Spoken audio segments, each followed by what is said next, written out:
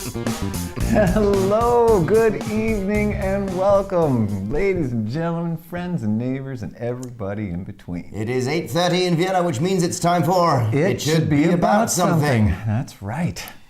That's right. Today is the 17th of March, 2022, and it is episode 65. 65. 65. When I'm 55. I can't drive. No, it was 55. 65 is a good number, actually. It is a good it's number. a good round number. It's a great. It's like it, and it's PG-13 as well. You know. You mean it's not? It's not 69. Not yet. So, welcome. This is It Should Be About Something. If you're joining us for the first time, please hop on the chat and say hi. We'd love to hear from you and know that you're out there. And while you're doing that, you can let us know what your week's been like, Yeah. because we like to check up on what people's weeks have been like while we update each other what our weeks were like. So, get Michael. on the chat, drop us a line. Michael. Jim, How was your week? how was your week? My week was pretty good. Really? Tell me. I had a really fun thing. On Friday last week, I got onto a train and went to Munich and got a chance to perform with the wonderful Fast Food Theater in Munich. They are celebrating their 30th season together this year. Those people are old. They old.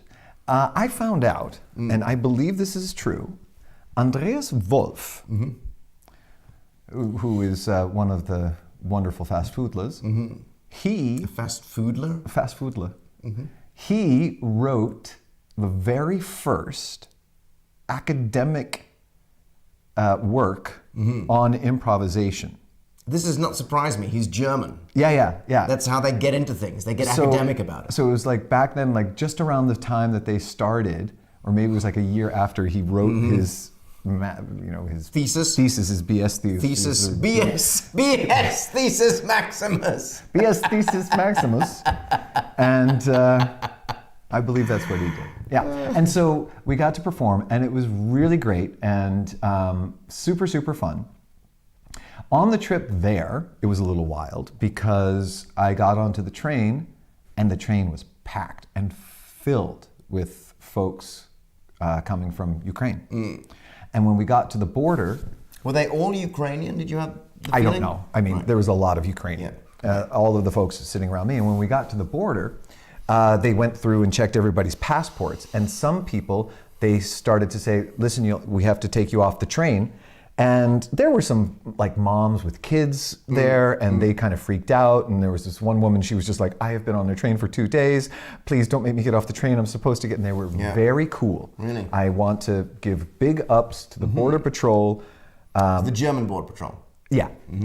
And they were very patient and they were very kind. They said, look, everything is okay. So they had people speaking Ukrainian as well. I didn't hear, if that happened, it wasn't happening around me. But they were speaking English mostly with people. And then they were saying, very politely, very patiently, saying, we have to get on, you need to register. Some people didn't have to. The folks that had to get off the People train. without documentation. had to Right, you have to register. It takes about an hour, and then we'll put you on the next train. Your tickets are bought. You don't have to worry about a ticket. Right. And some people, were freaked out, and this woman was like, "No, I don't want." And it's okay. We're going to get you on the next train. Don't worry. And so they were really patient. They were really cool with everybody. And I thought that was wonderful. But then it also made me think of fucking 2015, 2016, right. and what a different picture that was. Yeah, It was true. weird. There's almost like it's two different societies reacting to what they think are two completely different situations, but it's like one situation, right? Yeah. It really is quite strange the way we'll react so differently. I was glad for it in the moment, and I was glad to see a lot of really tired, stressed out folks, being helped. But damn, when I think about friends of ours, Oma, and his story of coming here, or Steve, Jesus Christ. Yeah. Yeah. Yeah. Anyway, the whole trip was really fun. On the way back, it was really easy. And then we had a Sox. We recorded Sox Talk Politics. That was fun. Record 2 Socks this week? Yeah. No, only 1. No, we did too. So we recorded 2 Episodes. but Yeah. I thought we had 2 recordings, but I'm confusing that with the last week. Right. And then Next week. we just started rehearsals for our Down the rabbit hole. Down the rabbit hole. Which is going to be the new show from the English Lovers. Yes, the English Lovers' brand new spring show. Yeah. Super excited for it. Yeah, It's going to be awesome. I think it's gonna be a lot of fun. Yeah. Yeah. Michael is super prepared today for rehearsal. I got there with the camera and the tripod as I had been told. Yeah. And Jim forgot to bring the green screen. I did. But I did bring I did bring All the homework that brought nobody all told the- you to bring. that your derisive laughter I hear as applause. No, it wasn't derisive laughter. I was having a good laugh at your expense. Yes. It wasn't, there was no derision involved. No, it was not derision. I see. It was really good-humored laughter at your expense. Again, why the at your expense qualifier is the problem. Because it wouldn't have been so funny if it was somebody else. Who it is not the problem. God damn it. That was not the problem. Are we slurping? We're Yes. going to have to slurp. Please, let's get into the slurp before we get into what your week was like. I see, Marcus, you've got some things to say, and we've got some new people on the Who's here? chat. So yeah, we got Christina's here and Philly Girl 1000. Hello, Marcus. Marcus has a tiresome week. Home improvement projects. Too many loose ends. Oh man. Man, tying up. I like my life is a page out of your playbook, dude. Right? Loose ends. That's all there is. Loose ends and unfinished home improvement projects. That's all there is, isn't it? Isn't that the nature of the beast? It's a rare home improvement project. This is going to be the title of my memoirs: Loose ends and unfinished home improvement projects. Hello to Verena, everybody. Wave to Verena. Verena, wave to the screen. Put down your drink first. Yeah, sure. Muchacho in the house. Hello, Muchacho. We got somebody new here, Irina B. Irina Bay. Welcome to the chat. Welcome to It Should Be About Something. Nice to have you here. Hello and welcome to the nicest chat line this side of the interweb highway. How was your week?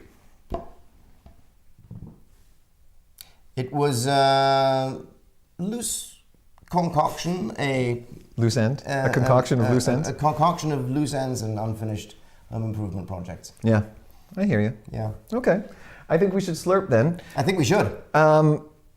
We've got a... well, okay. We're going to slurp. So for those of you who are joining us for the first time, we'll like to have a drink when it comes to It Should Be About Something, in vino veritas and all that. So go ahead and get your beverage of choice, and we throw on the slurpers just so you don't have to hear us slurping. Swallowing so hard. So, Get some drinks in there. all right. Tonight, we are drinking. What are we drinking tonight? We're drinking. We're drinking.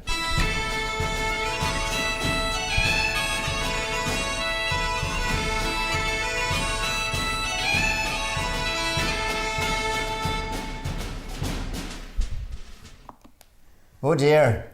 Tonight we're really drinking, aren't we? Faith in Bogora. You thought we'd forget, but we haven't done that at all. Happy St. Patrick's Day. This is a gift that we got from the wonderful Andrew, Mr. Perkins himself. He found a distributor in Germany. Who had one small batch casket of Tullamore Dew from 1953. And sent that along, which we are now going to drink. Thank you very much for that, sir. Slurp, slurp. Slurp, slurp. Slurp, slurp, everybody.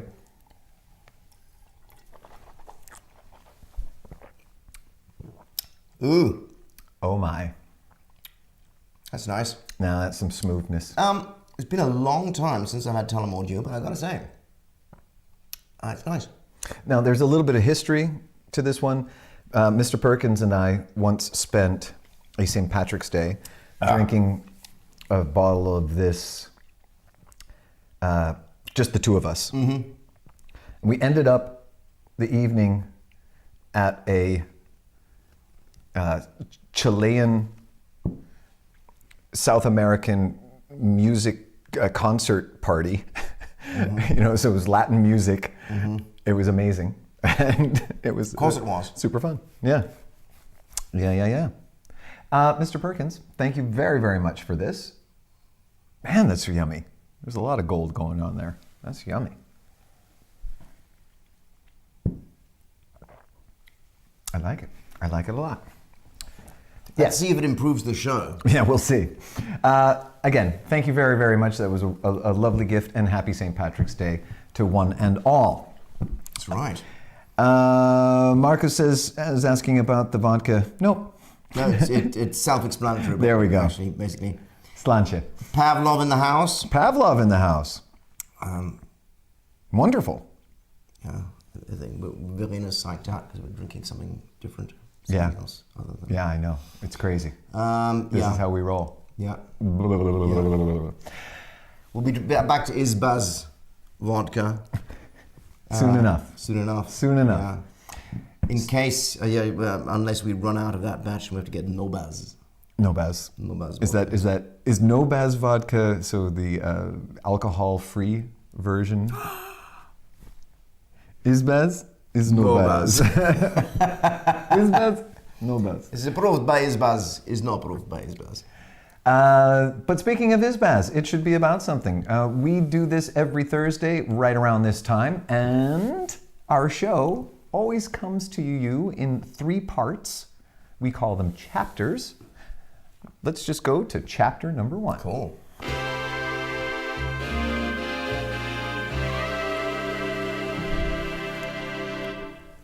On what's more valuable, education or experience?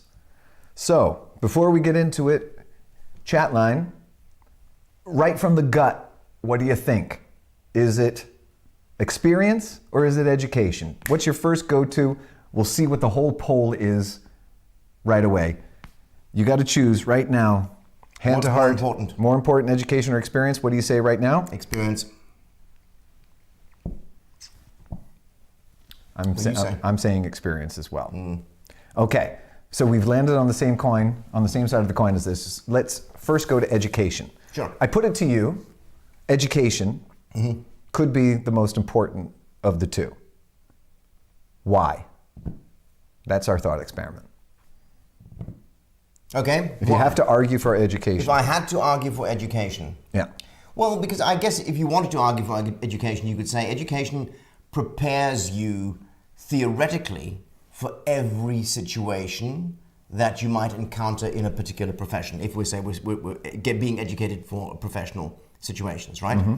So an education would prepare you for everything that you might encounter. Experience only prepares you for things that you have already encountered. Mm-hmm. So you're always going to run into situations where you are not prepared for what you're going to encounter. Right.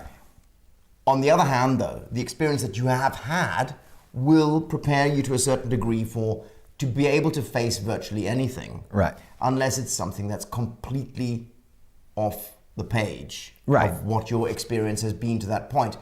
So, it's kind of difficult. If you're a heart surgeon with 40 years of experience and no education, you will probably be the best heart surgeon in your district. Okay, so now I gotta stop you right there, because I was going to bring up this experience, this example exactly, because the fact is, what they have found is that doctors with 40 years experience are in fact not nearly as good, because... Oh, but you're talking about general practitioners, not about surgeons.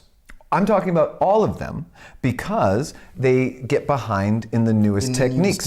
They get behind in and they get stuck in their ways. Yeah. And you'll find that in a lot of segments. And so I was going to bring this back a little later, but I think it's an interesting... There's like concentric circles here, because obviously, and this is something that I've run into a lot if you can find a GP who reads a lot, who's interested in you bringing them information, who's always in a dialogue with you about, what does the new science say, right? Right.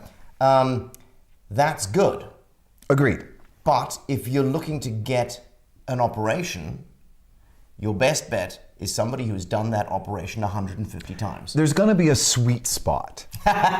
There's definitely going to be a sweet spot between, the education and the experience. But let's get back to education, because I really like the idea of education being a preparation for unencountered experiences, experiences, and experience being a preparation for encountered experiences. Of course, experience becomes education. Yes, of course. Right. If you're learning about the techniques, you're not just learning like a computer would learn to do the one thing. Right. You're learning the technique and how to implement that technique in different varying situations and under varying circumstances. That's the way we work. We're looking, our brains manage to transpose learned information to new situations, right? Now, I put it to you that education, another positive, another plus on the education side, is the fact that if you get an education in whatever field, you will automatically cut through to a purity of knowledge. I'm saying this very weirdly. Okay, what I'm trying to say, yeah, it is. So what I'm trying to say is, education can be more important than experience, because education presents the information. You're there. You go to the college. You get the stuff. In experience, if we're thinking of it as education as opposed to School of Hard Knocks, in the School of Hard Knocks, you can still get there, but it's a lot harder to get to that information in some branches. Yes. And so you can save a lot of time by making education a priority in those cases. Experience becomes education. But sometimes it's a lot easier to get to that education by going to education, going the experience route. Because I think one of the problems with education is that you get educated for a particular situation, or you get educated in a certain field, and you are not confronted with the specifics of many parts of your education until way down the line. Yeah. So you might get educated in 1972, and the first time you need that particular technique you learned about in 1972 is going to be 1986. Yeah. Why do I need to learn about algebra? Well, at some point in your life, you might find a moment and the where... thing is, you were educated to do that, and when the moment came to do that, you didn't know how to do it. This is the simple truth of being educated way, way, way ahead. Right? There's no way to retain these things, and as you say, you might get educated in 1972, and the first time you need that knowledge is 1986. By that time, the knowledge has changed. Yeah. So you might even be wrong. Yeah. I know. I hear you. You have to go back to your old books, read up on what they taught you a decade or more ago. Yeah. And it's wrong. Yeah. Or the style has changed, or whatever it is. Right. So I think education. I think there's a side effect of education that might be overlooked in the experience versus education battle, and that is the connections in your field, because it's your field of study, that you can make in that educating time, as opposed to the connections that you can make pure in experience. When you're being educated by people who are professionals in a field, you're not going to be educated by only one person. That's right. So you're going to get lots of viewpoints on this matter that you're learning. That's right. And you're not going to be educated alone. You're going to be educated with other people. Well, usually when you're having experience, you're not on your own either. Depending on the field. I depending guess, on the sure. field. So But it's also harder to make connections in the real world. being in a classroom definitely opens up the possibilities to discuss things, exactly, right? and make connection. Which is always good. Yes. Mm-hmm. So for example, if you go to Harvard or you go to NYU, Yeah. and you're going to have way more connections to your field of action because you have spent time with people who are educating you in that field of study. Right. Somebody who just sort of goes off on their own, you can kind of find your way. You might be able to navigate that, but it's going to be a different row to hoe. It's going to be. But the thing is, once you start professionally working in a field, Yes. then that doesn't actually matter anymore because No, but it is a definite leg at up. that point you are accepted as a professional practitioner in that field, no matter what the field is, and you will make those connections anyway. At that point, and if you're any good, you will be considered, a worthy opponent, colleague, whatever, right? I think I guess I'm thinking about like kids that go to the Reinhardt seminar are Yes. going to get a different leg up than to the kid that Okay. that tries to study. Now let me finish. Yeah. To study privately and then do the Paritätische. Now that kid who does the Paritätische might have different way to get to it because our field is not a meritocracy. Yeah. However, there's definitely going to be way more connections and opportunities available. To those who go to the top-notch schools. Yes. But there's also another thing that's kind of hidden in there. Yes. Is that because the Reinhardt seminar and then like after that the Vienna Cons Drama, and the yeah, whatever, Conservatorium, yeah. right? And then there's a list of the 5 maybe top schools in Austria. They skim the best talent off the top of the milk in any case. Mm-hmm. So if you're not going to one of those top schools or you haven't got into one of those top schools, the chances are that you are either a very specific talent that they don't want, which happens quite all a lot. the time. So Absolutely. it's not even a factor of being a specific talent. It's you are not flavor of the month, and they will not accept you to those schools. So That's right. So that's one of the things. And the other thing is, there's if you don't get accepted to a school, then you're missing some things as well already at the get-go. So You it's mean like, in your talent? not necessarily in your talent, but you're behind on the learning curve. I think people who get accepted to schools are already ahead on the learning curve because they know how to audition. I have to disagree with you just a bit there because, especially in this example, because it's not a meritocracy. It's also a flavor of the month thing. So you can be a really well-presented, perfect example of a student actor and still not get into the school because you weren't blonde enough that day. Absolutely. And so I don't because- think it's necessarily that they're further along on the learning curve. But once they get in there, they are. Simply Yes. because they're behind the velvet rope. Yeah. That's the point. The point is that education provides you with opportunities that you wouldn't necessarily have if you're left outside that Yes. velvet rope. Right. Yeah. Let's see what what's Shaka say about this. So My goodness, this is- Pavlov's obviously been to see a lot of doctors. Right? You are more likely to be treated wrong by a whole convention of top-notch doctors than by the poor doctor who has to run the shift while the top-notch doctors are at the convention. Yay, yay, yay. Yes, absolutely. In fact, there's lots of people who insist on going to see the head of the department when they go in to whatever, you want to have your operation done by the head of department. And the head of department, if he's a good head of department, will say, oh no, I've actually got this assistant doctor who does that operation 5 times a week. He's way better at doing that. Yeah. Or she. Yeah. Right? We saw in the chat, it was almost experience all the way. Mm-hmm. And I think we all kind of agree with that experience is the longer educator. And so it becomes way more important. But I think we did a good job of arguing that other side. Philly girl, learn to read, write, and cipher, and then you can do anything. After that, experience is your teacher.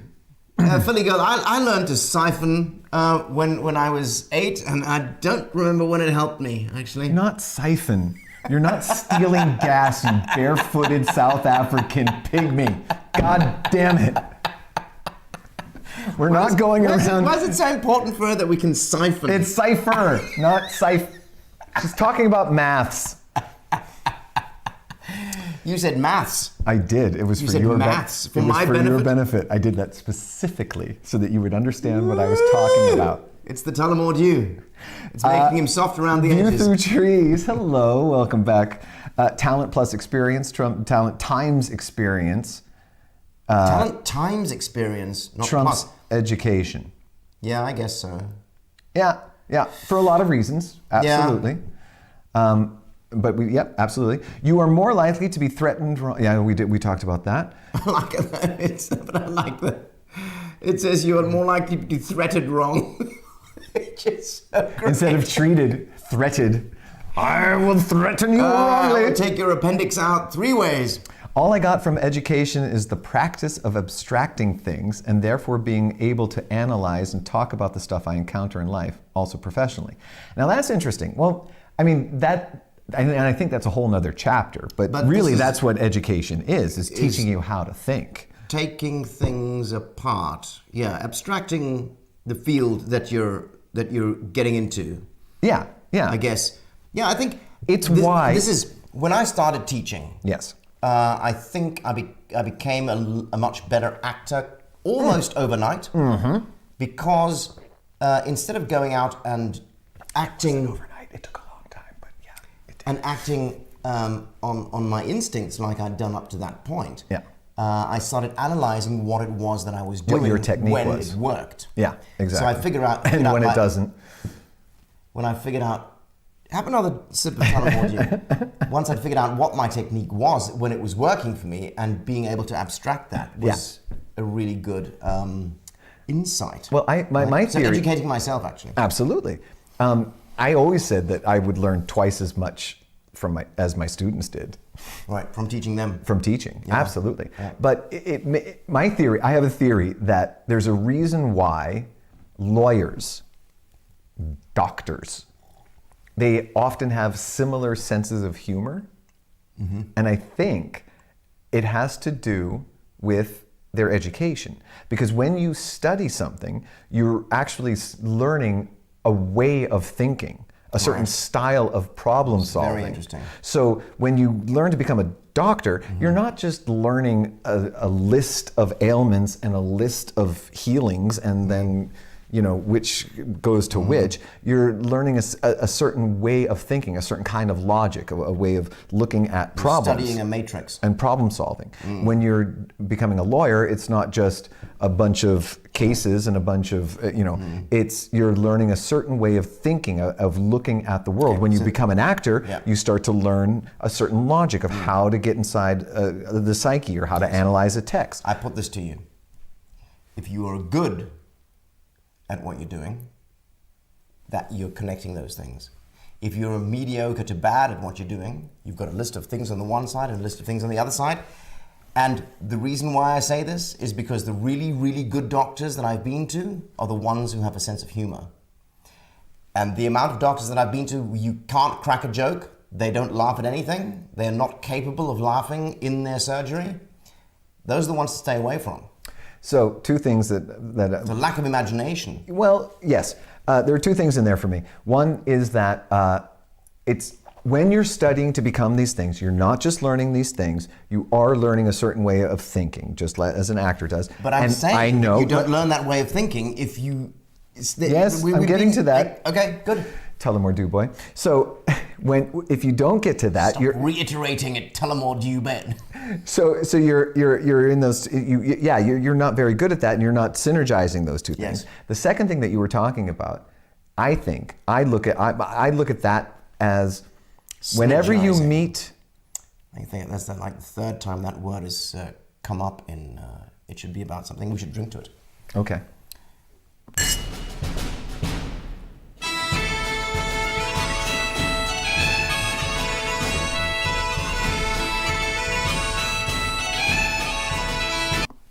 Yes, it will. Yeah, it did. So the other thing is, whenever you meet somebody who's really at the top of their field, and this has been my experience, and it's been the experience of many people I've spoken to, but when you meet somebody who is at the top of their field, they're generally, 9 times out of 10, super nice.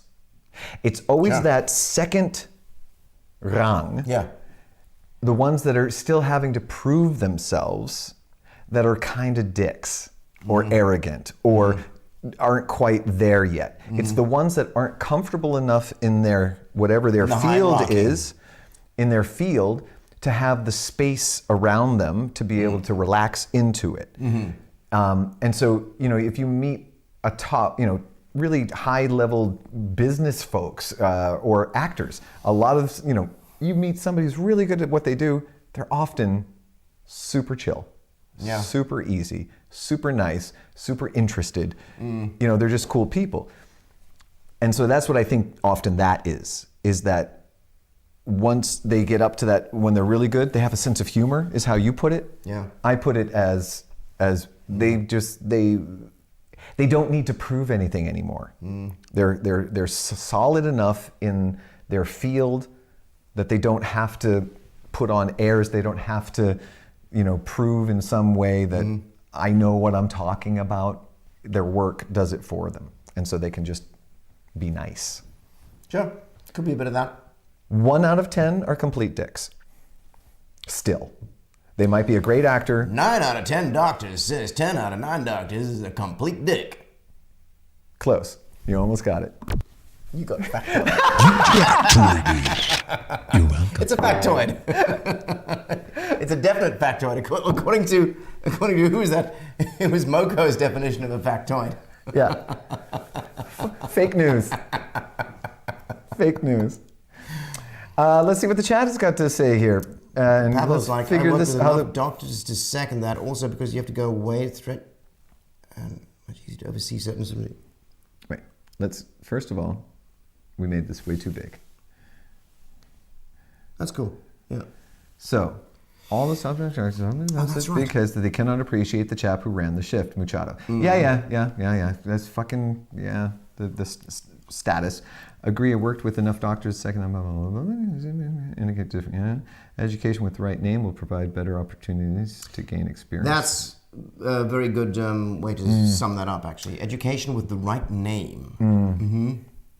I always don't know if it's treated or threated. And now you'll remember. That's right. It's treated, not threated. I'm going to go with threated from now on. Yeah. Threated. Threaded. Yeah. Threaded. If you don't get better, I'm gonna kick your ass.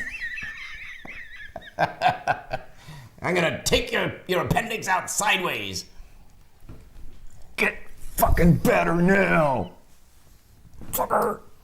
Right. All right. If you want to learn something, read about it. If you want to be good at something, practice. If you want to excel at it, teach it. Yeah, Dang. Yeah, that's a nice thing to put on a I like that. But I don't quite agree. I kind of get that. I think there's a lot to be said for it, yes. I don't want to disregard this. There's a lot to be said about that. It kind of reminds me of that old similar kind of thing. In your 20s, you figure out what it is you want to do. In your 30s, you learn how to actually do it. And in your 40s, you start to make money at it. I thought you were going to say in your 40s you start to make money doing something that actually makes money. you change your career path and start making money. I think we did this very well. That was our chapter 1 on what's more important, experience or education. I think we've decided it's experience, but education is education with the right name. Nothing to be isn't a bad sneezed thing. at. Yeah, Absolutely. I think experience and educate yourself. Yeah, man. Good. Edumacate. Educate yourself. Edumacate.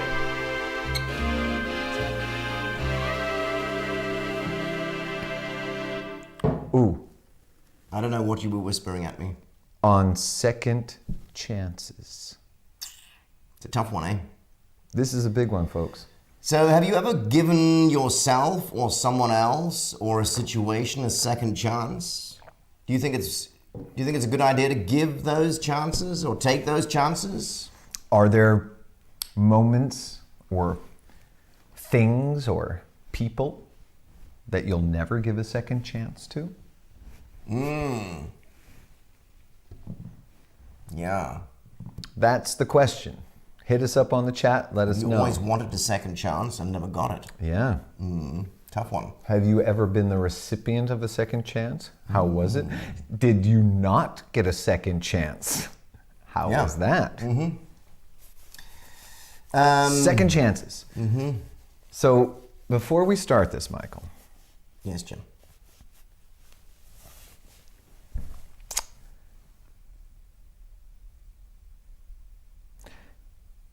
are you a person that can hold a grudge? Is this a rhetorical question? Just answer the damn question. The people need to. I can hold. I the can hold people a- need to know. I can hold a grudge very well. Yeah, I'm really good at holding grudges. Yeah, see, I know this, but I'm trying to get this out on the record here. Permission to treat the hostile as witness. Yeah, no, I'm Mr. Grudge. Permission to treat the witness as hostile. So, you hold grudges. I definitely do. Yeah. Yeah. Can you count on one hand, or on more than one hand, the number of people that you're holding a grudge against currently? So I'm not going to call it holding a grudge because that sounds petty. And we certainly are not petty And I'm here simply- at I'm- It Should Be About I'm Something. certainly not petty about it. No, Uncle Michael is nothing if not petty. Wait, no. What I meant to opposite. say. If The not- opposite of what yeah. I just said. The opposite. Unpreviously. Unpettily. The unpettiness of this man knows no bounds. So, okay, let's not call it holding a grudge. Let's call it... There's people I just have no to-dos with anymore. Right, so you've Like, just decided... severed contact. So that means there's no more... there's no second chances. Definitely not.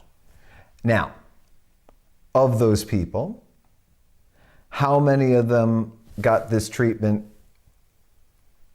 after the first chance, and what percentage of them actually got a few chances before this most of them decision actually got a came couple down? of chances. Yeah. Okay. So you do believe in second I'm chance? extremely patient, actually. Yes. I put up with a lot of bullshit from a lot of people. Are you swallowing heavily? Stop making faces at the camera. Stop trying to get the audience on your side. What are you talking about? So do you believe in second chances? Do you give people, since Yeah, I being guess- patient, you are I guess I a do chance actually believe in giver? second chances, yeah. Yeah. Yeah. And I think probably one of the main reasons I believe in second chances is because I've got so many myself, or I've needed so many myself, or I've fucked up so many times and not got a second chance, and I know what it's like. Yeah. All right. Tell me about a time. Do you have a time in your mind? Yeah. Where you got a second chance? Where you know that first time you fucked it up. And then that person said, you know what? Whether it be a professional chance or a personal chance, can you think of a time that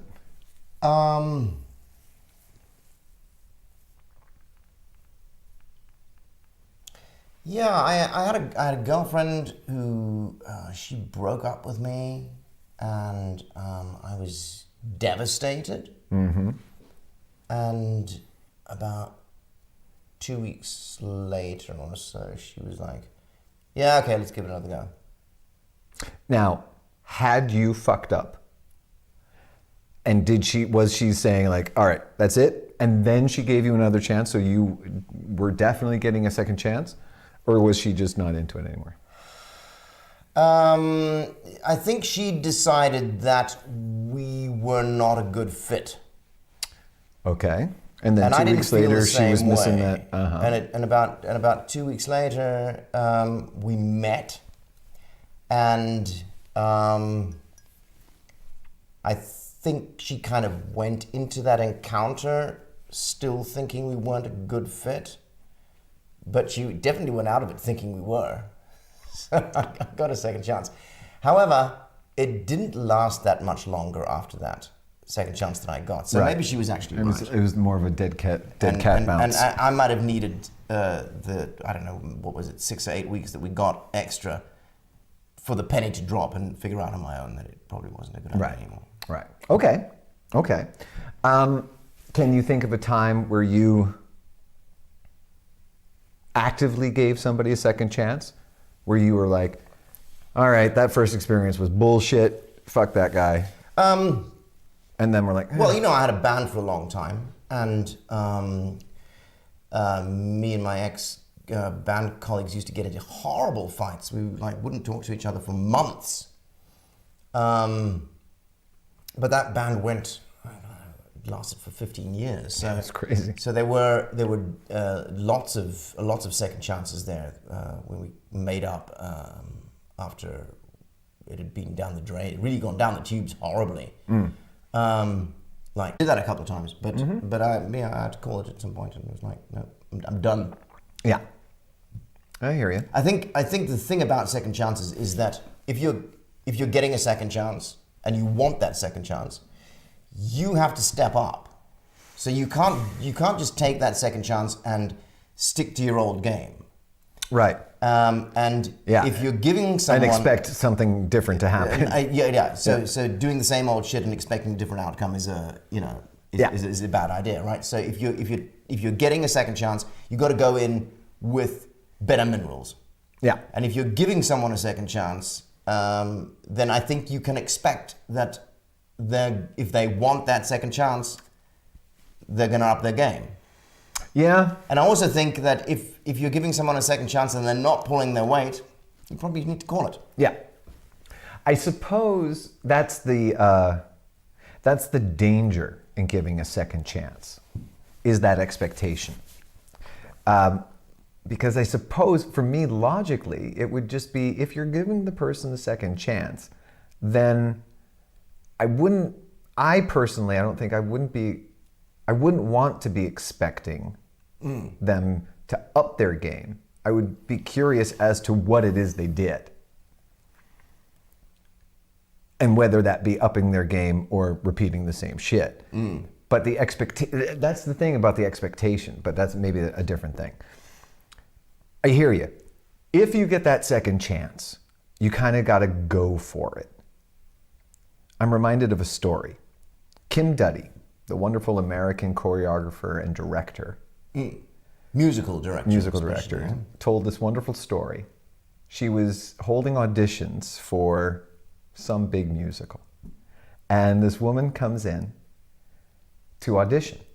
And she gets up and she has prepared a song. And she gets up and she sings the song. She sings, "You say tomato and I say tomato. You say potato and I say potato. Tomato, tomato, potato, potato. Let's call the whole thing off." And It's a song about second chances. and Kim stops her and she says, "Thank you. Did you prepare that song on your own?" And the woman was like, "Yes, I did." She said, "Okay, well, thank you very much." And she thought that was kind of the end of it, and a funny little anecdote that this woman got this song so wrong. 2 days later, further along on the audition, woman comes on stage. It's the same woman. And Kim is looking at her thing, and she says, "I'm sorry, we've seen you already, haven't we?" The woman looked at Kim, beinhot, cold, dead in the eye, and said, "No, that was my sister." Like, just dead, "No, that was my sister." And Kim was just like, "Oh, I'm okay." intrigued. Right? And so she was like, "All right, let's give her another chance." She says, "Okay, well then, have you prepared a song? And the woman says, yes, I have. She sings, you say tomato and I say tomato. She says the whole same thing over again. And goes, okay, well, thank you very, very much. Now, But Kim didn't cut her off. She let her sing? she or let what? her sing, but then said, okay, that's it. Thank you very much, and lets her go. And I love this story because it's a great example of that. She fought her way Yeah. into a second chance, but she didn't have the minerals, as you Yeah. would put it. And so, yeah, fucking hilarious. Can you imagine having the is so- balls? that is No, so that was my cheeky. sister. That is so cheeky. Awesome. Awesome. Did you prepare the song yourself? Yes, I did, as a matter of fact. Dang. Let's see what's going on here in the chat. There's our education. Even always- the monkey gets it after the third. Yeah, you get 3 strikes, and then you get the spanner. Because there are people that say those who can't do it teach, and I disagree. Absolutely. Okay, always a second chance, but at the third time, even the monkey gets it.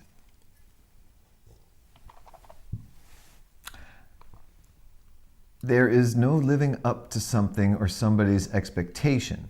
You'll just run out of steam or find out later that you've just wanted something, not doing Yeah. it. Well, that's the thing. Expectations are the killer. I guess it's also about, do you want the second chance, or are you being given a second chance? Yeah. Right? If you want the second chance, then I think the chances are better that you're going to improve. If somebody else is giving you a second chance simply because, I don't know, you're heartbroken or you're distraught or whatever, the chances aren't so good that you're actually going to improve. Because you might not actually have figured out what it is that is missing Right. from what you're bringing to the table. Right. Yeah. And I think it's easier to up your game in professional situations than in personal or love situations. Yeah. Yeah. Because Yeah. you can't change who you are, and you're not going to change who you are overnight. Yeah, and certainly, hopefully, not for somebody. I'm thinking right now about the professional chances, and I'm thinking about an experience that you and I had together. This is maybe 6 years ago. I got a call from this fella, 6 years ago, he's 20. and he asked, he needed some voiceover work for a play. And I was like, and he needed a few voices. So I get some of the dudes together and we go in and we do a voiceover for this guy. And was this? He didn't pay very well, but he was like, it's a theater project. Yeah. It's a theater He was project. whining and saying he had no money for the show and It's blah, a blah, theater blah. project, and can you give us a yeah. special play? And then, like a couple months later, we find out the theater project, his little art theater project, was playing in the Musikverein, starring fucking John Malkovich, Yeah. That's right. touring through the capitals of Europe, where the tickets are like 80 euros a Yeah. pop. And this That motherfucker fucking pays us like $100 each for this Yeah. gig. So after that, I was like, God damn it. Yeah. Then, I'd forgotten about it. fast forward I'd a few forgotten years about it. later, he It calls was me like up. 2 years ago or something. And he calls me up and he's like, I need voices for a movie. I hadn't put him on my don't pick up list. I have a don't pick up list on my phone where I put people like that. Because he called me up and I answered the phone and he was like, it's so-and-so. And I was like, and I'd kind of forgotten who he was. And I was like, oh, hi man, what are you doing? And he was like, yeah, I'm doing this movie. And so, I ended up doing it and got paid Yeah, a pittance. me too. I'm not sure if, are you in the credits? no, I must be because I have a Google alert thing out for my name. Okay. And I keep getting Google alerts in like very, very foreign languages like Afghanistan and Russian and stuff like this because the DVD has been released there or whatever. Right. So this has been an international release, Yeah. which we've voiced. and we got paid. A pittance. We got paid a couple of $100 for doing it. And not only that, I was working with the director and developed a couple of characters with him, where he I went in, this is like during the auditioning, and I went in for one voice, and then he was like, would you try these ones? And I was like, hey, what do you think about this? And we tried a couple of things. The next time I went into audition, the script has been changed with my changes in it. Yeah. And I can't remember if I actually am credited on IMDb for this movie. Yeah. I got to make sure I am, because that is motherfucker. It seems to be very successful, actually. Yeah, it's doing great. Yeah. And so we gave this motherfucker a second chance. Yeah. I don't know if there's a third one there. I don't know if there's a third one. Well, there. I can guarantee you that in 2 years he's going to call us up again and offer He'll have us convinced somebody and offer us work for like no money. Mm-hmm. But the next time he calls me, I'm going to go, sure, I'd love to be on the project. You owe me 10 grand from that other project and another 10 grand from that other project. Once we got your debt out of the way, I'm all yours. Yeah. God damn it. Can you imagine if we'd got a decent contract for this DVD that's gone international? Yeah, if we Maybe had, the residuals that we'd be getting out of that would be, would be some nice money. yeah, I understood was this, but motherfucker. Yeah. Hit us on the back end. All right. I want to put this out there because I don't want to get out of this second chances discussion without this question.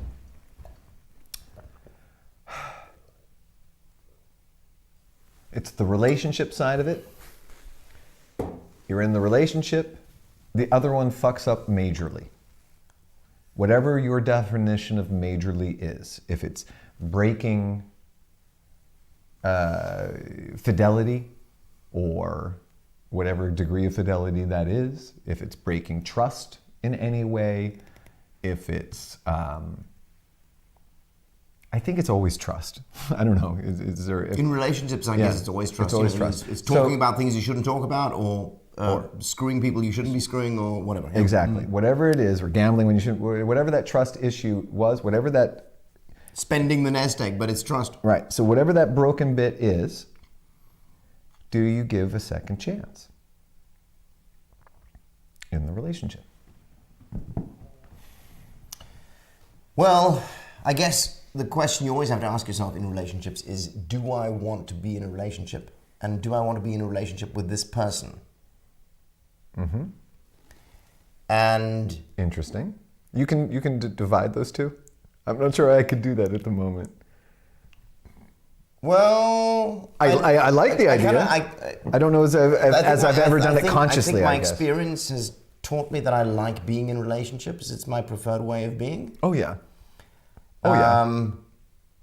I've been in a lot of relationships. Yeah. Mainly relationships, and I've rarely been single. Mm-hmm. So that's my thing. Sure. Right. And the persons I've been in relationships with have been wildly different people. Mm-hmm. So I don't actually have a type. I don't know. Maybe I'm not maybe I'm the wrong person to judge that. Right. I can judge that, and I will. Of course you will. Yes. No. So. No. So. I think at some point you get to the point where you're willing to compromise more, mm-hmm. but you're also more capable at compromising.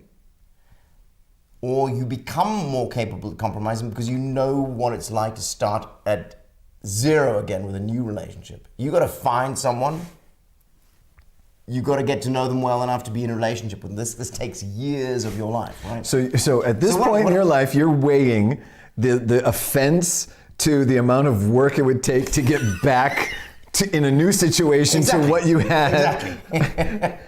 And so at this point, it's like, Christina can fuck anybody she wants, apparently. Because what are the barriers? Like, how much work is involved to replace what I got? Christina could give birth to 2 dragons. That would be so awesome. That would be so and awesome. lie about it, and you would be fine with it because it's too much work to find a new relationship And make new dragons. and make new dragons. Yeah. So I think that's a very It's a very, very technical utilitarian way of putting it. of looking at it. Yeah, But, absolutely. Absolutely. I suppose a lot of that is also your station in life. I would hazard to guess that if I were to have asked you that when we were in our 20s, you'd have a very different answer. It's quite possible. Yeah. Sure, absolutely. But I think, I mean, obviously, you can describe it as utilitarian, but it also has a lot to do with experience. Sure. And experience my point. in relationships, and knowing that you can work through these things. You're going to feel different about things 6 months down the line. Sure. So, is it worth your while to take the gamble, to give the second chance, and see how things develop 6 months down the line, instead of flushing everything down the tubes and starting from zero? Yeah. Yeah. Man, starting again is a whole nother. Just like starting over. So we have to that's got to be a good chapter on starting over. Haven't we already done that chapter? I don't know, but I got a lot to say on that one. Let's go back to this and just say that Marcus says there's no living up to something, or somebody's expectation. You'll just run out of steam or find out later that you've just wanted something and not being it, right?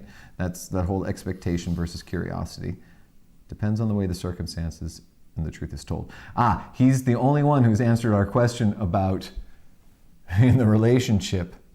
I wonder what Verena would have to say about that. What do you think? Is Verena the type of person to give a second chance? Or is she like, nope, you're done, moving on. Life is too short for people that'll break my trust. I'm gonna say Verena. That's like some of the ways she's broken appendages. Instead of breaking the relationship, she's broken herself. Wow, that's some deep psychological insight from Uncle Mike. Is it true? No one knows. But And no one ever will. that was the end of chapter 2. I like the cliffhanger we ended it on. So I think we need a slurp slurp. We do.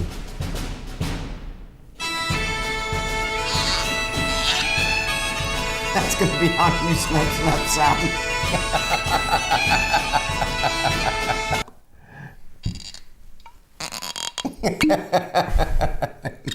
We need that. That pop is fantastic.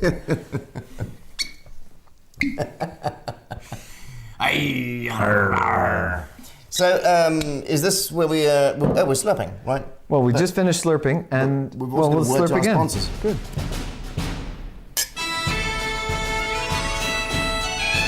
These tumblers don't have a satisfying click. No, not at all. Not at all. These don't have a satisfying clink at all. That was chapter 2. We're going to take a very, very short break. Check it out. So, before we do that. Yes? Verena's giving 4th and 5th chances. Oh, but So, she's saying, we were right. hear no evil. see no, yeah. No second choices. Cut the contact, Muchado. Muchado's like, yep. Muchado hitting it hard. Mm-hmm. So Verena, no monkey after Pull all. that- She's pull got that- all the monkeys. Pull that band-aid off and just throw it away. All right, good. I like it. I like it. We're going to move on to a word to our sponsors.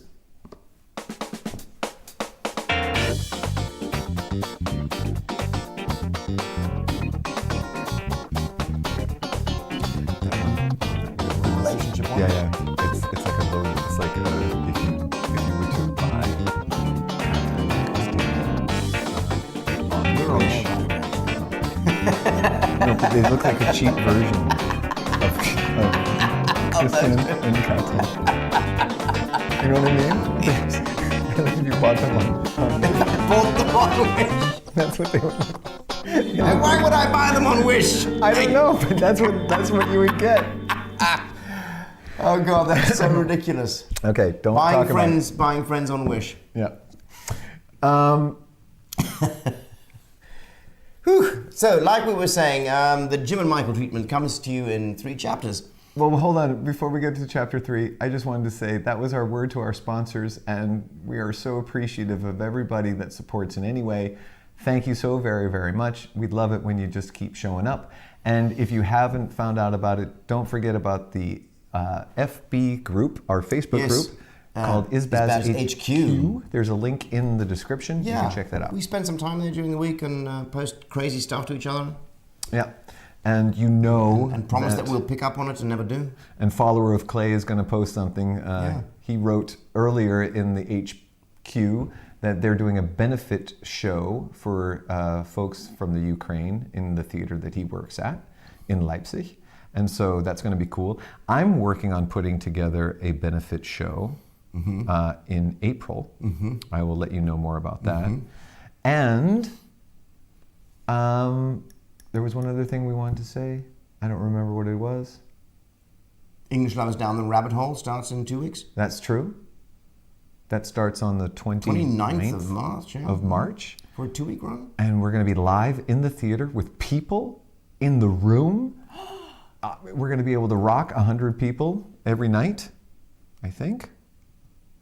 We can get that in the room, just about. And we're super excited for that. And on Saturday, this coming Saturday, here in Vienna, I am performing at the Theater Arche with the wonderful Peekaboo. That is Charlotte de Stern and Nina and Anna Raab. And they've got a guest who's staying at my house. A very old and dear friend of mine, Mr. Felipe Ortiz from Colombia, who is one of the finest improvisers I have ever met. He is an acrobat. He has done a show for years with a Canadian DJ Mama Cutsworth, shout out, and Danielle, his partner, and the 3 of them were called Speechless, and they've done for years an improvised show that is without words. Yeah. And has he been on tour to Europe with them? Sure. It sounds like I've seen the show. Yeah, I'm sure you have. And Felipe also has a circus in Colombia where they do acrobatic stuff and theater. It's circus and theater sort of combined. Yeah. And this is his first time in Vienna. I don't know, in a long time. I haven't seen him in real life since 2016.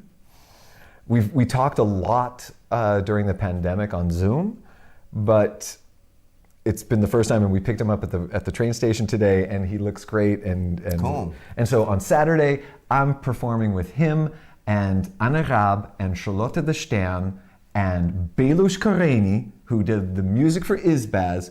And the 5 of us are going to rock the shit out of that on Saturday. Sweet. So if you can come, we'd love to see you there. So bikers 732,000. Yeah, bikers, people. 732,000. People in a room. Yeah. First of all, biker. Welcome to the show. Nice to have you on the chat. Yeah, and yeah, people in a motherfucking room. I tell you, testify. It's going to be awesome. Have you ever been to Colombia? No. Do you plan on going? Yes. Pepe and I have talked for years about this, and there have been like 3 different occasions where I was gonna go over and work with those guys, and then something came in between, and it just didn't work. It's the same. Colombia and Israel are the 2 countries where I have had the most preparation to go there on tour, and it's never happened. Huh. Yeah. Interesting. Yeah. I'd like to go to Colombia. Yeah. Nice. Yeah. Well, we'll talk to him. We'll talk to him this weekend about that. Last time Pavlov saw Felipe was in 2019 in Hamburg at the Turn Festival. That's right. He's got a wonderful girlfriend who lives in Hamburg, who's also an improviser, Viviana, who is also terrific, also an acrobat and a very cool improviser. Multi-talented people. Multi-talented people. Anyway, that's all that future news. Multi and single talented people. No, well, not very single. Those 2 are together because he has a girlfriend. What? Why did you say single? Wait, what? What? Wait, what? Chapter 3. Wait, what? No? Spaghetti. Pizza. Spaghetti. Pizza. Pizza? Pizza. Spaghetti. Pizza. All right. Nice to see you for the first time, Robert. I don't know who Robert is, but I love it. Biker 732,000. 730.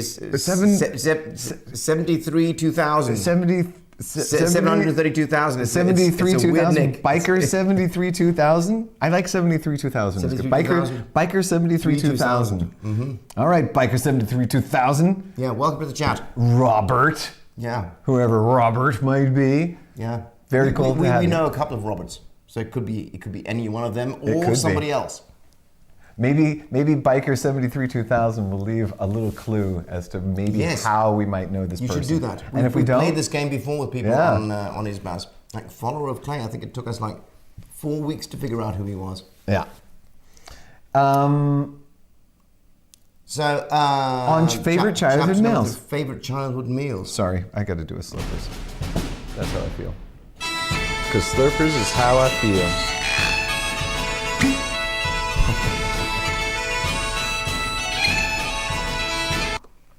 All right. On favorite childhood meals. Favorite Miles. childhood meals. Males. What are your favorite meals from childhood? When I first arrived in Austria, I found out about everybody's favorite childhood meals. There are a few like standards, it seems, in Austria that are favorite, childhood, solid childhood foods. For instance. Leberkäse, Oh. Spinatcreme, Spinatcreme mit Erdäpfel. and Erdäpfel or Spiegelei. Yeah. All three at the same time. Yeah. Classic. Yeah. Palatschinken Yeah. Fleischgefüllte Palatschinken. or Or Nutella. or So yeah, sweet. sweet or savory. Sweet or savory. Classic.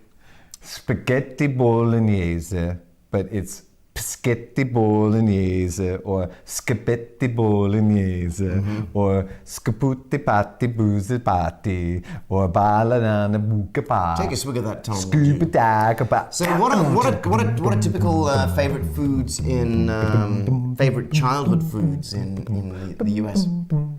Are you asking me? Yes. I'm asking the monkey playing the bass. So,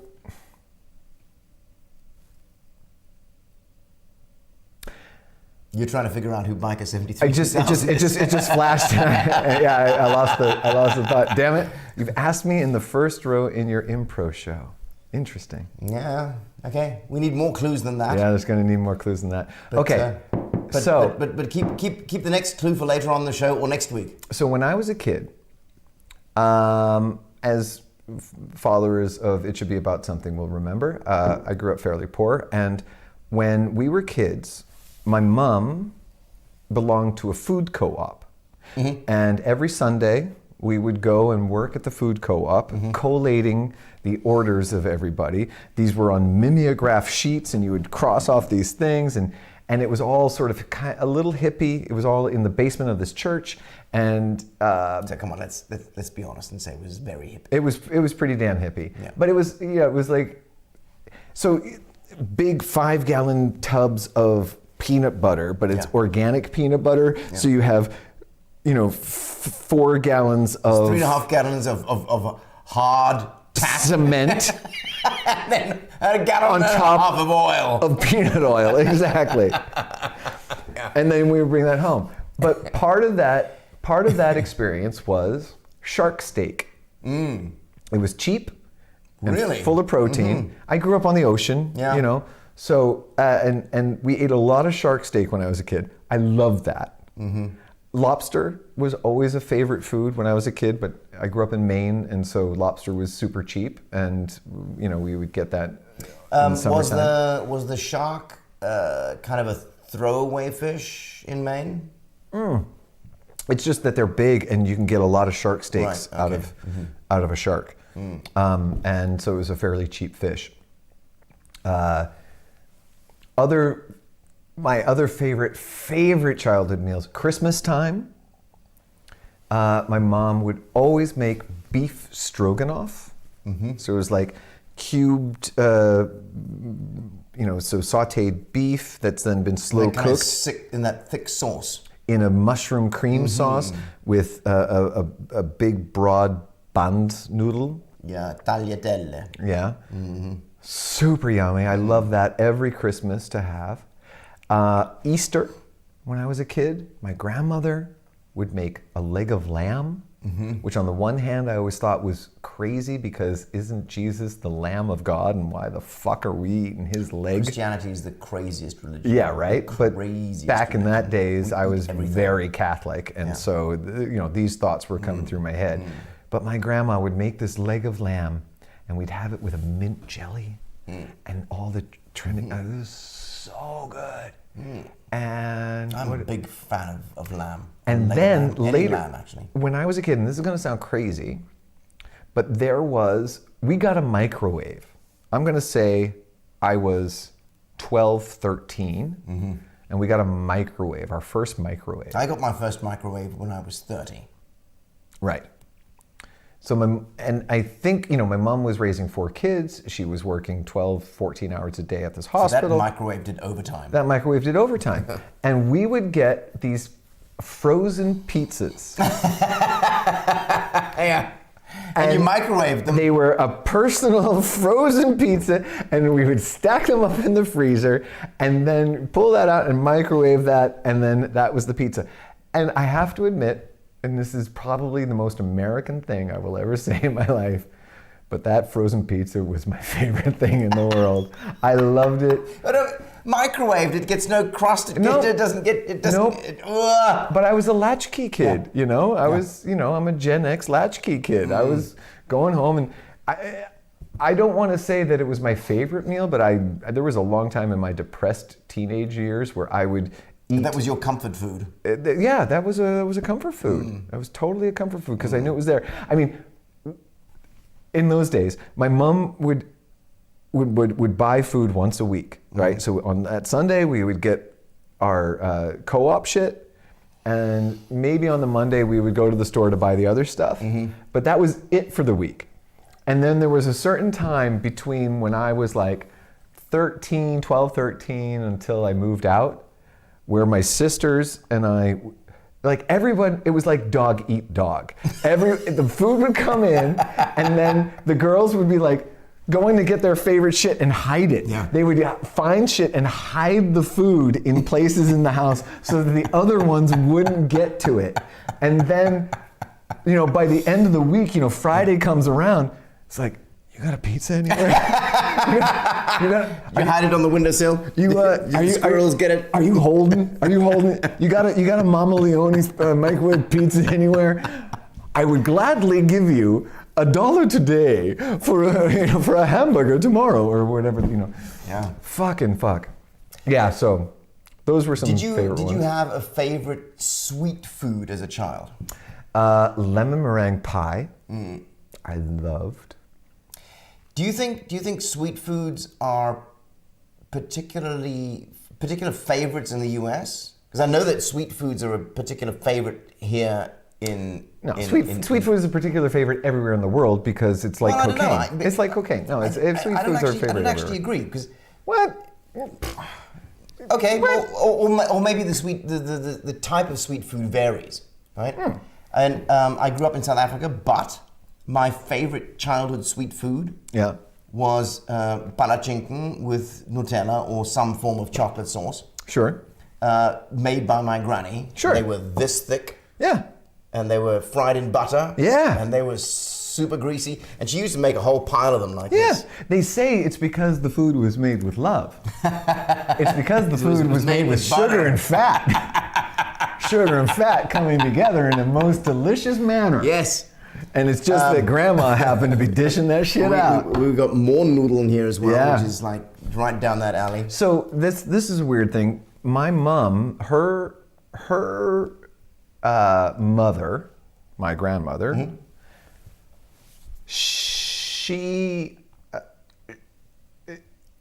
my mom's dad, my mom's maiden name was Buscher, which is a German name, and apparently that side of the family comes from the Schwarzwald. And because of that, my mom would make spätzle. Right. And there was a time where I was super into Spätzle when I was a kid. Then I associated Spätzle a little more negatively because that was like in the time when my dad was drinking so much and we would go fishing. Oh, I see. And instead of, like going to get worms, he would just be like, yeah, your mother left some Spätzle here, just put that onto the fucking hook and go fishing with the Spätzle. But those Spätzle were really cool. She had one of those noodle presses, to make the Spätzle on its own. And that was the only German thing. I never thought of it, though, as German or from the German-speaking world. Even though you called it Spätzle? Yeah, because it was just the name. Yeah. And my mom didn't really it wasn't like it wasn't important in our lives that her she didn't fill you in grandparents. on the historicity. It was more like it was Pennsylvania Dutch, because my mom was from Pennsylvania, and you've got all the Pennsylvania Dutch, which were Pennsylvania Dutch, and I just thought, okay, in Pennsylvania, there's weird foods that are different from Maine. They don't speak English. And yeah, a lot of different words. This really weird. Yeah. Dialect. Yeah. Yeah.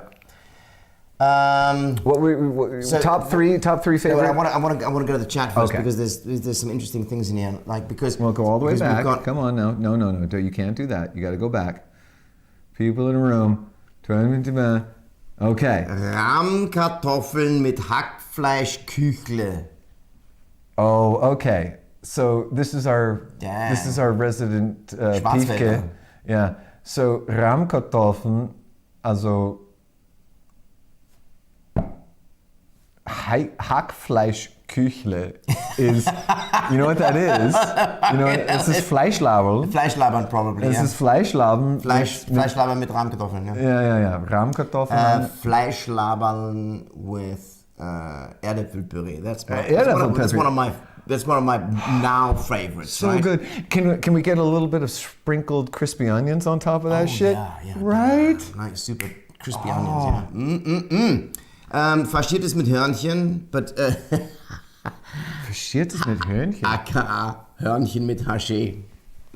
Haché is just Hackfleisch, right? This is Hackfleischsauce. Hörnchen mit Haché. Yeah. So, Like it. so like in America, we would have that. We would have like macaroni or Hühnchen, Yeah. but it was either with cheese or we would have it with Hack, but always with tomato sauce. So it would be like a really thick Bolognese type of sauce. Bolognese type of sauce. Peter Farsouth. Hello, Peter Farsouth. Burenwurst von Standl. Burenwurst von Stadl. Ja, like Käsekreiner vom Standl is. That's your favorite childhood food? What was your childhood that you were hanging out at the Spandl? Servus. Peter Farsouth, 6 years old. He's like, Also then, Bachhändel Neger mit Schlag. Bitte. Is that what they called it back then? Do they still call it that? What the fuck is... It's called... What do they call it? It's called... What is going on with Neger mit Schlag? Gebacken... Is this Moam Hemd? Well, they don't even call it Moam Hemd anymore. Now they call it ein gebackener Otello. Yeah. So for our English-speaking folks out there, It's a chocolate... Austria is known for its unrealized racism.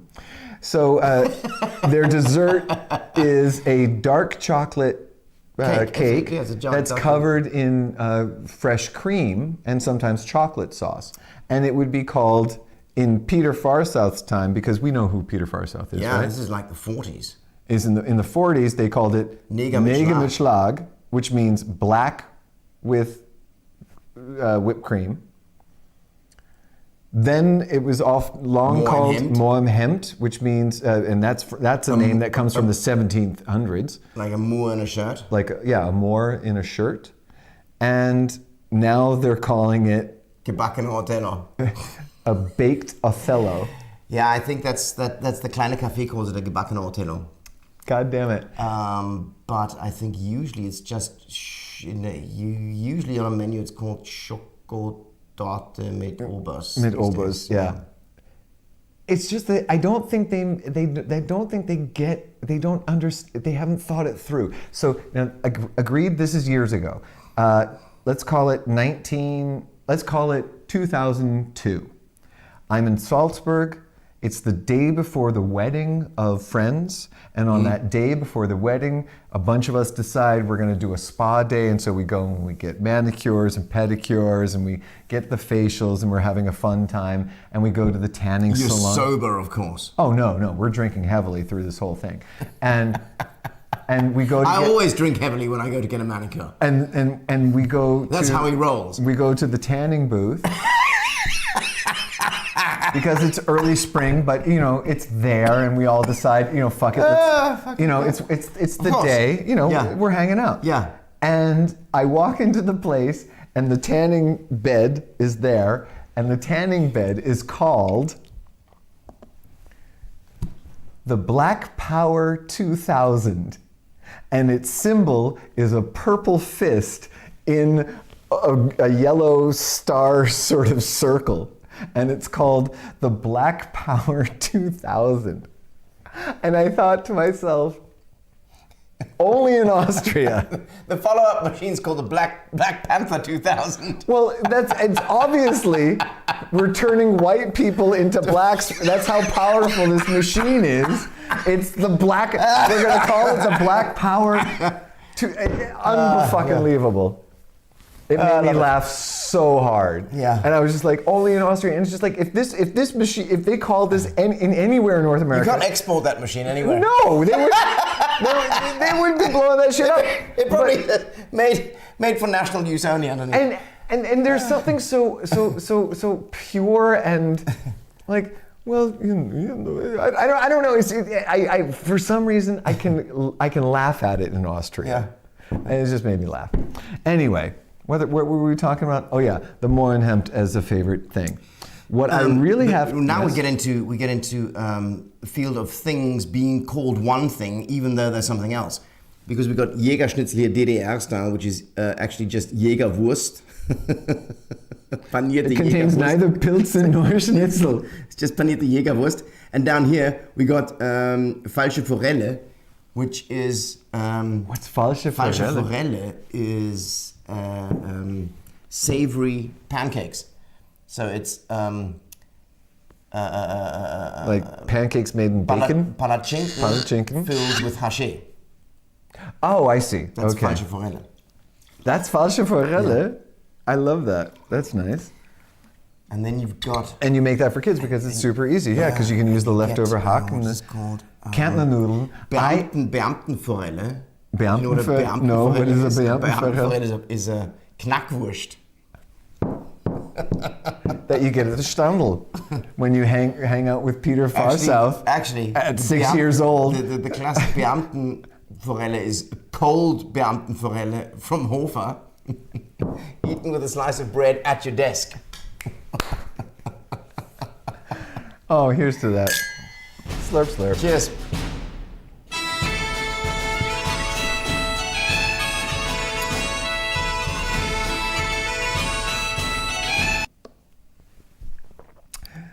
What else we got here? Leberkäse, yeah, puree. Just Chinese food. Any sort of ordered food as a kid, that was amazing. If your parents ordered food, you'd be like, oh my God. Did you have delivery where you lived when you were a kid? No, but we used to go to the Roadhouse. To pick it up and bring it home? We'd go to the Roadhouse and park at the Roadhouse. Mm-hmm. And explain what a Roadhouse is. So it's basically like a takeaway kind of... Okay, if you've ever been to a drive-in, that's sort of what a Roadhouse is like, just without the big screen. You drive up in your car, you park, the waitress or waiter comes to your car, takes your order at the car, and then disappears and comes back with trays of food that hook onto the outside window of your car, right? So you've got this tray that is next to your window. You roll down the window, and you've got this tray outside the car with your food on it. Nice. I don't know. We loved it. Yeah. It was great fun. There was no movie going on. We weren't listening to any music, but it was burgers and milkshakes. Yeah, sure. And Cokes and stuff, right? So when we had our fake argument, about spaghetti and pizza. Pizza. So there was a store. The closest store to where I grew up was a mile away, and it was a hunter's store. So it was what is in Maine is called a convenience store, and it should actually be called an inconvenience store because it's only there for hunters, and there's just like. At the beginning, there was like some booze, and they would get there in the morning, and they would eat and drink their beer, and then go off to go hunting. But then they got a pizza oven. Excuse me. And so there would be nights where my mom would come home from the hospital and bring home Deer Pond Variety. That was the name of the store, Deer Pond Variety, because it was next to Deer Pond. Where we would never go swimming because you had to pay to go swimming at Deer Pond. We would go the other direction to the river, and then we would go down and go splashing in the river. Or we would go to, what was the lake called? Pawtucket? I can't remember. We went to a different Donna lake. put it in the chat. Yeah. Anyway, On with the pizza story. Deer Pond Variety Pizza, that was exotic, modern, exciting. There was autonomy because we got a chance to choose. Wow. Like, are there mushrooms on the pizza? Is there pepperoni? Oh, I thought Deer Pond Variety Pizza was the type of pizza that she got. No, well, it was, but it was because this variety store, which was the closest place to buy anything, it was a mile away from where I grew up. It was at. But they didn't make one type of pizza, and that was called Deer Pond Variety Pizza. No. They made a whole The store was different- called Deer Pond Variety, like Deer Pond Variety Store. Right. But And then there you could wasn't get a lot of variety. capriccio or whatever. Yeah. And then and that meant we had autonomy. We could choose. Okay. The girls want to have peppers and sausage on one side, and I just want to have extra cheese and pepperoni on the other side. We could do that, and that's why pizza is still so ingrained. It tasted freedom. It It's even tasted more than like French freedom. fries. It tasted like freedom. I have a pizza story. So I Yeah. went to this pizzeria in Vienna called Pizzeria Loch Ness, Interesting. and they had. So I'm going through the menus, and the waiter's standing next to me, and there's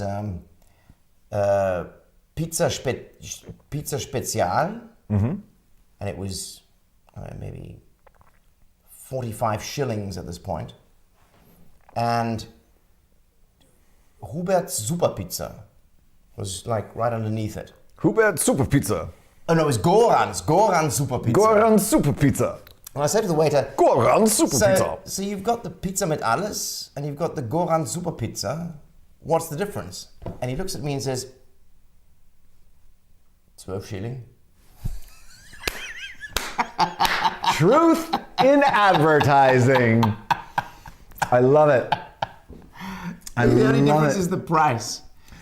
Leberkäse mit Püree.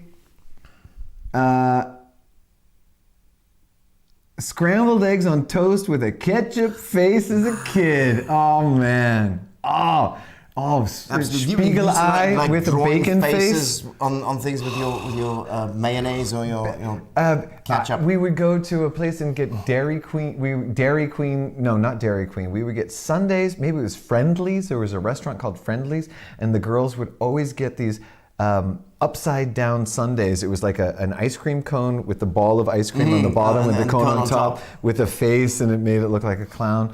Fucking macaroni and cheese, the classic Marmor Gugelhupf with Schock icing and Schlagobers. So yummy, so yummy. My mom would make that, but it wasn't called a Gugelhupf. What would she call it? It was a different. You mean in the Google Hoop form? But It was she called Google something form, else. but it was called something else. Really? Because even my gran used to make Google Hoop in a Google Hoop form. Yeah. My mom used to make. She a called it thing- Google. She called She it called it Google Google Hoop. Yeah. No, I'm talking about my South African grandmother. Yeah, but that sounds very South African. That would be very Afrikaans. I'm sure in Dutch it's Google. I'm sure it's very close to Google Hoop. I'm sure it's in. Are any Dutchies out there? Speaking of Dutch, April 27th, which happens to be one of my sister's birthdays, which happens to be Koninginnedag. is Koningsdag. Koningsdag. Koningsdag. You want to go up there to April Amsterdam? 27. I think I'm going to be putting youngsters to bed. That's probably true. All right. Anyway, my mom used to make a carrot cake with cream cheese frosting. Fucking carrot cake is my favorite. My mom made the best carrot cake, and she would make this cream cheese frosting. This cream cheese frosting, which Nice. Good, sounds good. It was so good, and I would always run my finger around the edge of the pan, like leaving a gutter, because that cream cheese frosting was so fucking yummy. Christina and I were in South Africa 2 years ago, and we had carrot cake, because carrot cake is a South African staple, and everywhere we'd go we'd have carrot cake, and the best carrot cake is from the Ladies Co-op at Betty's Bay. The It's Ladies Co-op at best Betty's Bay. place to get carrot cake in South Africa. The definitive best place to get carrot cake. If I've eaten anybody's them all. out there, could you please Google on Google Maps the Ladies Co-op in where? It's Betty's Bay. Betty's Bay, and just screenshot that shit and put it in the HQ. I would love to see where the Ladies Co-op of Betty Bay. I want to do a short story about this place already. That's an amazing. The Ladies Co-op of Betty Bay. It sounds like a series of stories where the Ladies Co-op of Betty Bay get involved in local mysteries, and they have to solve all of the mysteries. It's going to be penguin mysteries, because there's a penguin colony right there. I love it, and they're solving mysteries in Betty Bay. Betty's Bay. Betty's Bay, and they're not only making great cheesecake, frosting, carrot cake, but they're solving local mysteries. I love it. In South Africa, they call it a Kugelhopf. I like that. Oh yeah. That sounds interesting. But that's Vienna Machado. sauce. I don't know how South African she is, but Kugelhopf sounds great.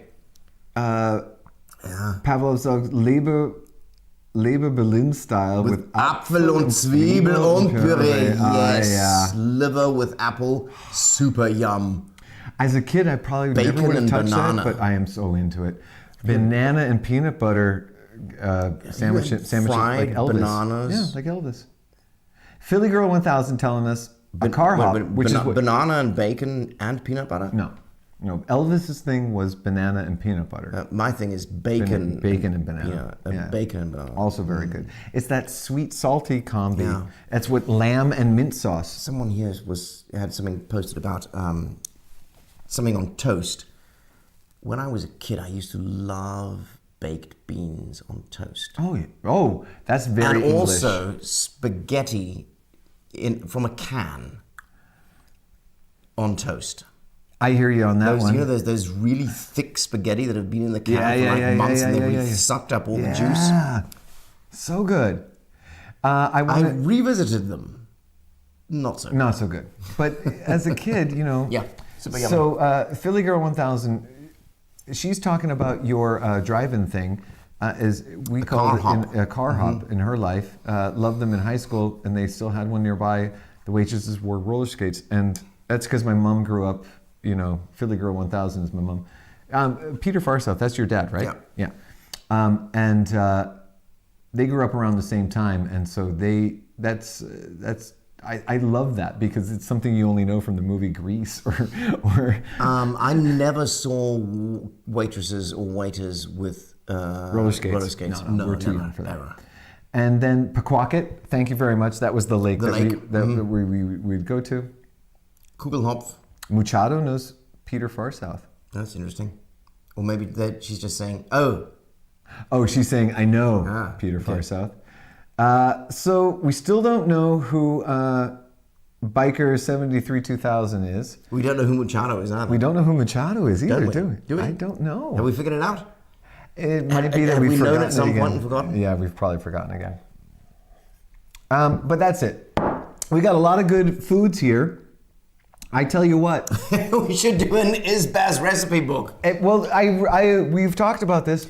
Go to the HQ. If you happen to have one of those recipes that you loved as a kid, throw it in the HQ. It will be there, written in ink of the internet, and we can scull and scroll through and find all that stuff. We're gonna make a book. My first recipe book as a kid was the Mr. Men cookbook. Do you remember the Mr. Men? No. Tell me all about Mr. Men. I need to know everything. There was the Mr. Men.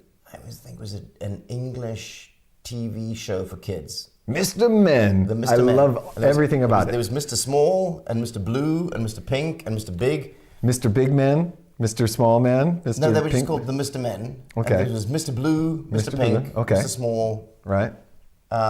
And my favorite recipe was Mr. Greedy's Grub. Mr. Greedy. Mr. Greedy. Grub. Mr. Greedy's Grub. Okay. And it was a diced sausage and potato dish. So, you know, what kids like. Yeah, yeah. And I think I cooked almost everything that was in the recipe book. Right. But the only thing that I cooked regularly as a kid was Mr. Greedy's Grub. And I still make variations of Mr. Greedy's Grub today. Now, when you would cook, was mom supervising? Was dad supervising? Were you a there was latchkey kid? There was definitely supervision until I was 10 or 12. 10 or 11. I was a latchkey kid from the age of 10. Did you cook for your 11. brother? Did you cook? Were you responsible for your brother? Well, for a lot of the time, my mom would kind of prepare meals and then we'd warm them up. Or we'd get home and there was a list of things that we should get out of the freezer. And, you know, there was either dinner or everybody's dinner or our dinner and stuff like that. Yeah. My mom started working more or less full time when I was, I'm gonna say 12, so my brother was maybe 9. So we were both latchkey kids more or less at that, from that time. Yeah. Yeah. Which is a great experience. Oh yeah, totally. It's like Totally. I mean, it had its I draws. loved having the place to myself. It had its drawbacks, but yeah, totally. There was a lot of adventure that would never happen again. All right. I think we did a good job. I think you did a good job. We should get all of those recipes into the HQ. If you haven't joined the Facebook group, ISBAZ HQ, the link is in the description of the video. We'd love to see you there. Post us a recipe of your favorite childhood memory in food. If you get a chance to join us in Vienna, come and see our show, or my show on Saturday with Felipe and Anne and Charlotte and Or Pedro. come and see our show as of the 29th of March in the Drachengasse, Down the Rabbit Hole. Yeah. And in the It's a between layer time- cake show. It really To is. stay with the food reference. It really it's a layer is. cake show. It really is. It's going to be awesome. It's going to be very cool. We're really excited about this. It's pushing ourselves in a direction we've never gone into and creating a form of storytelling which will be really cool. I'm really excited for it. Thank you all so very much for joining us. And this has been great. And I think we did it. Yeah, I think best is Baz ever. Are we downing this last schluck? Hells to the Yaz. One last slurp for everybody. Now that too.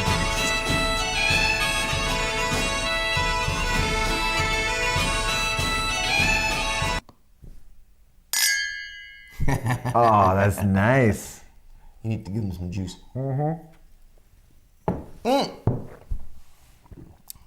We out.